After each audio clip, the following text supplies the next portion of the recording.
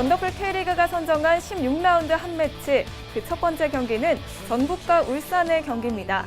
위태로운 1인자 전북에게 과연 울산은 보약이 될까요? 독이 될까요? The whole thing spun out of control.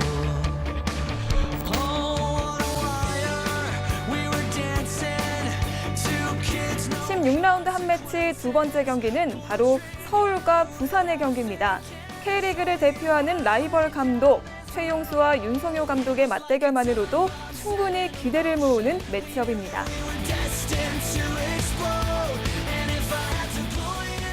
네, 오늘 원더풀 프리뷰는 전북 대 울산, 그리고 서울과 부산의 경기 준비했는데요. 먼저 전북과 울산의 대결입니다. 송 의원님께서 준비하셨죠? 네, 현대가 형제의 대결에 대해서 제가 준비했습니다. 네. 먼저 포메이션을 만나보시죠.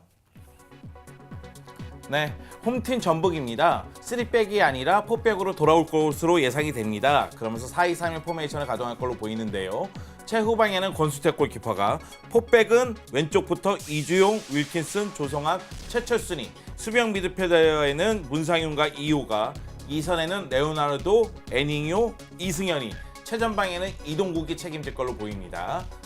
자, 반면에 울산입니다. 울산은 4-2-3-1이 아니라 4-4-2 포메이션을 가동할 것으로 예상을 합니다. 제파로프를 제외하면서 양동현과 김신욱 투톱을 가동할 걸로 보이는데요.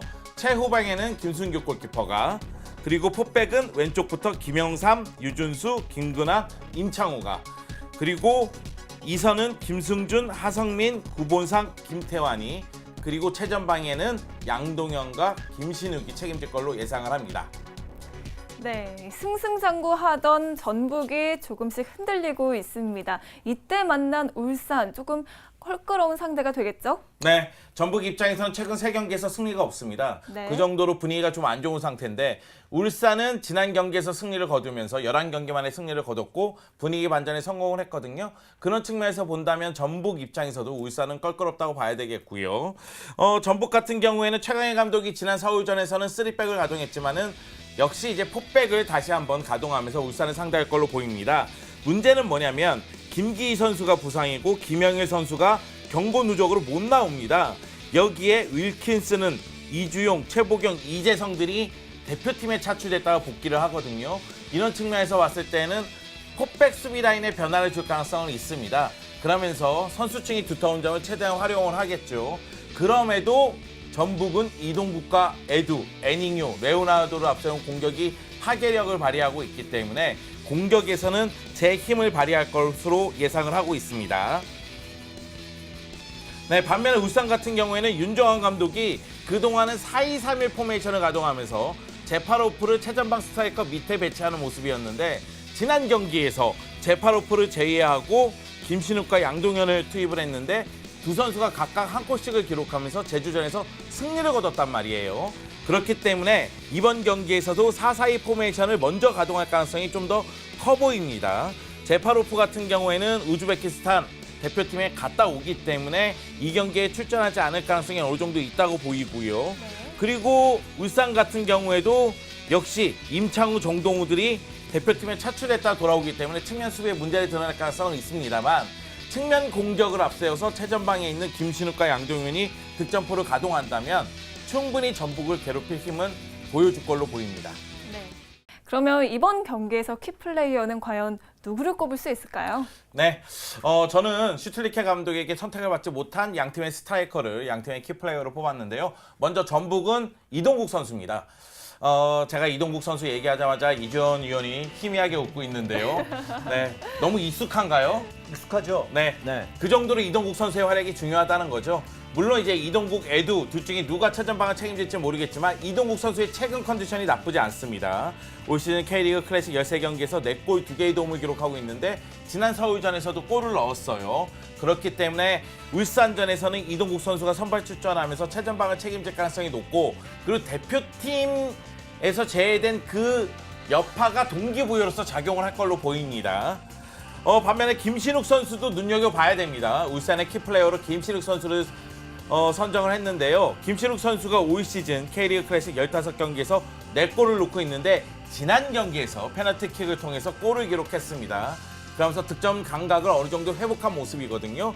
그리고 양동현과 김신욱이 같이 호흡할 수 있다는 사실을 지난 경기에서 보여줬기 때문에 윤정환 감독이 김신욱 선수를 선발 출전할 가능성이 크고요. 그렇다면 김신욱 선수는 출전 시간이 늘어나면 늘어날수록 제 실력을 발휘할 가능성이 높기 때문에 이 전북전에서도 눈여겨볼 필요성이 있습니다. 네, 이렇게 해서 전북과 울산의 경기 짚어봤고요. 이번에는 다음 경기 짚어보도록 하겠습니다. 이 의원님께서 준비하셨죠? 네, 제가 준비한 경기는 서울과 부산의 경기입니다. 먼저 서울의 포메이션 살펴보겠습니다. 자, 골키퍼의 유상훈, 그리고 그 앞에 이웅희, 박용우, 김동우, 그리고 윙백의 김치우, 미드필더의 오스마르, 오른쪽 윙백은 고광민입니다. 고명진, 고요환이 미드필더 라인을 책임질 것 같고요. 정조국, 박주영이 투톱 라인을 형성할 것으로 예상되고 있습니다. 자, 다음 부산입니다. 자, 부산 골키퍼 이범영, 역시 3백입니다. 이경렬, 김종혁, 노행성, 그리고 측면에 유지윤, 유진호, 자, 중앙에 주세종, 전성찬, 그 앞에 한지호, 웨슬리, 김용태 선수가 쓸 것으로 예상되고 있습니다. 네, 잘 나가는 서울이 부산을 잡고 무패 행진을 이어갈지 기대가 되는데요. 요즘 서울은 투톱 체제를 잘 이어가고 있죠? 네, 그렇습니다. 뭐 정저국의 폼도 굉장히 좋습니다만 중심에는 박주영 선수가 있습니다. 네. 사실 박주영 선수가 처음에 서울에 영입될 때만 해도 제가 미지수다 조금 지켜봐야 된다라고 생각을 했었는데 최근의 경기를 봤을 때 아, 저래서 박주영이구나 라는 것을 느낄 만한 움직임이 있습니다. 전북전에서도 득점에 성공했습니다만 저는 비단 득점 때문에 이런 얘기를 하는 것이 아닙니다. 대전전에서도 거의 공격 라인에서 박주영 선수가 거의 다 연결을 해줬거든요. 좌우 측면 이용해주죠. 중앙 쪽에 들어가는 스루 패스로 굉장히 좋은 모습을 보여줬습니다. 그러나 박주영 선수에게 너무 몰입되는 주목이 되는 경기 공격만 보여줘서는 안 되겠습니다. 상대 수비가 그런 부분을 좀 이해를 하고 박주영 선수를 마크한다면 서울의 공격력이 굉장히 좋지 않게 나타날 수도 있기 때문에 박주영 선수 이외에 정저국이라든지 아니면 교체 투입된 윤주태 선수의 활약도 굉장히 중요하고요. 부산 같은 경우에는 언제나 문제가 되는 부분이 최전방 공격수 또는 뒤에 받치고 있는 미드필더 라인의 득점력이 문제입니다. 웨슬리만이 4골을 기록했을 뿐 다른 선수는 2골 이상 기록한 적이 없고 경기당 골이 0.8골이에요. 굉장히 가난한 득점력을 보여주고 있는 부산이 되겠습니다. 부산은 수비도 수비지만 이제 득점을 해줘야지만 승리를 챙길 수 있는 거잖아요. 그리고 하위권에 처져 있기 때문에 승점 1점으로는 만족할 수가 없어요. 빨리 승점 3점을 따내면서 이 강등권에서 벗어나야 되거든요. 이번 경기에서의 공격력 지켜보도록 하겠습니다.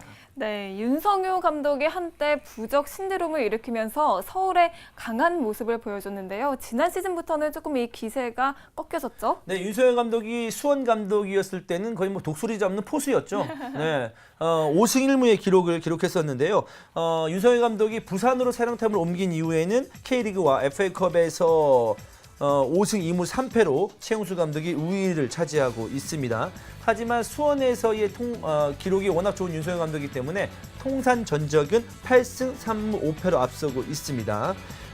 일단 윤성효 감독은 서울은 지금 리그 2위를 차지하고 있습니다만은 윤성효 감독은 이번 경기에서도 패하게 된다면 거의 대전과 승점 차이가 나지 않거든요. 그렇기 때문에 이번 경기에 대한 욕심은 더 있을 것 같습니다. 그러니까 낭떠러지에 있는 쪽은 부산이기 때문에 윤석열 감독이 이번 승리에 대해서 더 간절할 수도 있겠습니다. 네, 두 팀에게는 결과가 중요하겠지만 조금 경기 내용이 꽉 찬 그런 꿀잼 경기가 조금 빨리 나왔으면 좋겠어요. 그렇습니다. 아마 이 경기가 제가 제 입으로 말하기 좀 그렇네요. 아, 네. 그렇습니까? 제가 좀 도와드릴까요? 네, 이 경기가 이주원 해설위원이 TBS에서 K리그 클래식 해설하게 되는 네. 데뷔 경기가 될 걸로 보입니다. 네.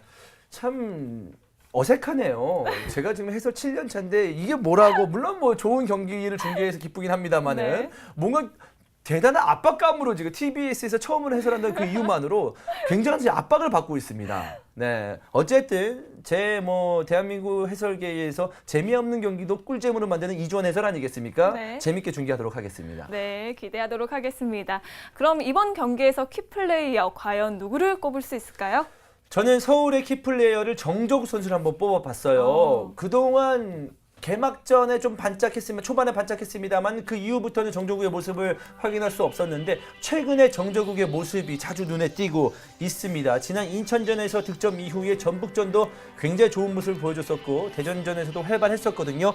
그러나 박주영의 완벽한 짝이 되기 위해서는 듬직한 모습을 좀 보여줘야 돼요. 볼을 최든 방사에 뺏기는 횟수를 줄여야 되고 좀 더 연결고리 역할을 좀 해줘야지만 정종욱 선수가 최용수 감독의 신뢰를 받을 수 있을 것 같고요. 부산은 역시 주세종 선수입니다. 이번에 대표팀에 뽑혔죠. 아마 대표팀 버프를 받으면서 더 좋은 활약을 해주지 않을까라는 생각이 드는데요. 체력적인 부담이 있을 수 있겠습니다만은 그 전부터 주세종 선수는 부산의 에이스였습니다. 부산은 주세종의 컨디션에 따라서 경기력이 좌지우지되기 때문에 주세종의 폼은 굉장히 중요하다고 생각이 들고요. 보통 이런 선수들이 대표팀에 갔다 오면 굉장히 좋은 활약을 해주는 경우가 있어요. 이재성 선수도 대표팀 갔다 와서 전북에서 굉장히 좋은 모습을 보여줬었거든요. 주세종 선수의 활약 지켜볼 만합니다. 네. 제가 보기에는 이 경기의 키플레이어는 이주원 해설위원이죠. 이 경기를 얼마나 재미있게 맛깔스럽게 중계할 수 있느냐? 요것이 이제 가장 아니, 중요하니까요. 뭐 축구가 장난입니까? 개그 콘서트입니까? 무슨 연구 분장을 하고 가나요? 아닙니다. 무슨 뭘 더 이상 재밌게 합니까? 아니, 제가 보기에는 이대로 가시면 재밌습니다. 턱만 봐도 빵빵 터집니다. 근데 잠깐 두려운 점이 이전에 축구는 수다다에서 이진우 캐스터가 나왔잖아요. 네. 근데 이진우 캐스터와 저와의 호흡이 영 좀 안 맞는 걸 좀 느꼈거든요. 케미가. 그렇습니까? 네. 그래서 좀 걱정이 되는데 제가 또 한번 이번엔 잘 맞춰보도록 하겠습니다. 네, 잘 맞춰야 돼요. 네, 정조국 선수와 주세종 선수의 맞대결을 기대되는 서울과 부산의 경기 기대를 해보도록 하겠습니다. 저희 TBS에서 생중계를 하니까요. 많은 분들 현장에서 또 중계를 통해서 함께해 주시기 바랍니다.